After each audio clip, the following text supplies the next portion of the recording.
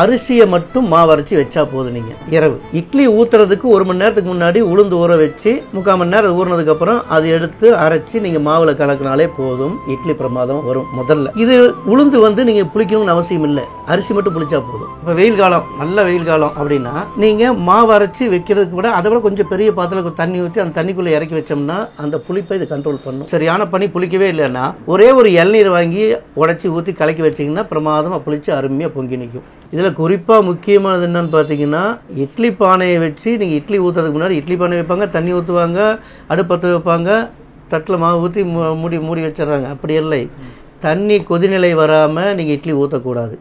தண்ணி கொதிநிலை வந்ததுக்கப்புறம் தான் ஊற்றணும், இல்லைன்னா இட்லி வராது. கொதிக்கிற வரைக்குமே தண்ணி உள்ளே தான் இழுக்கும். எல்லாம் இதுவும் நல்ல கொதிநிலை வந்ததுக்கப்புறம் இந்த ஆவியில் இந்த இட்லி வேகும். Okay okay sir.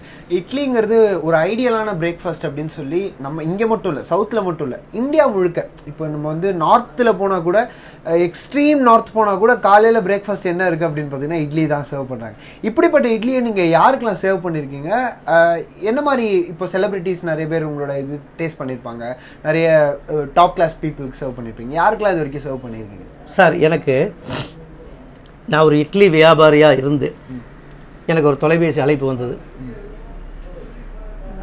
கொஞ்சம் இருங்க, அம்மா பேசுகிறாங்க. ஆறுமுகன் ஒரு நண்பர், தளபதி ஸ்டாலினோட பிஏ.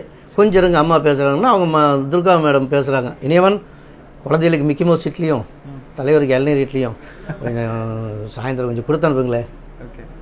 அம்மா சரிங்கம்மா, கொடுத்து அனுப்புகிறேம்மா.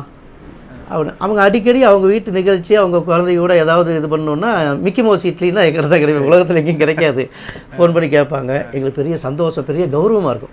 அரிசியை மட்டும் மாவரைச்சி வச்சா போதும். நீங்கள் இரவு இட்லி ஊற்றுறதுக்கு 1 மணி நேரத்துக்கு முன்னாடி உளுந்து ஊற வச்சு 3/4 மணி நேரம் ஊறினதுக்கப்புறம் அதை எடுத்து அரைச்சி நீங்கள் மாவில் கலக்கினாலே போதும். இட்லி பிரமாதம் வரும். முதல்ல இது உளுந்து நீங்கள் புளிக்கணும்னு அவசியம் இல்லை, அரிசி மட்டும் புளிச்சா போதும். இப்போ வெயில் காலம், நல்ல வெயில் காலம் அப்படின்னா நீங்கள் மாவு அரைச்சி வைக்கிறதுக்கு விட அதை விட கொஞ்சம் பெரிய தண்ணி ஊற்றி அந்த தண்ணிக்குள்ளே இறக்கி வச்சோம்னா அந்த புளிப்பை இது கண்ட்ரோல் பண்ணும். சரியான பனி புளிக்கவே இல்லைன்னா ஒரே ஒரு இளநீர் வாங்கி உடச்சி ஊற்றி கலக்கி வச்சிங்கன்னா பிரமாதமாக புளிச்சு அருமையாக பொங்கி நிற்கும். இதில் குறிப்பாக முக்கியமானது என்னன்னு பார்த்தீங்கன்னா, இட்லி பானையை வச்சு நீங்கள் இட்லி ஊற்றுறதுக்கு முன்னாடி இட்லி பானை வைப்பாங்க, தண்ணி ஊற்றுவாங்க, அடுப்பத்து வைப்பாங்க, தட்டில் மாவு ஊற்றி மூடி வச்சிடறாங்க. அப்படி இல்லை, தண்ணி கொதிநிலை வராமல் நீங்கள் இட்லி ஊற்றக்கூடாது.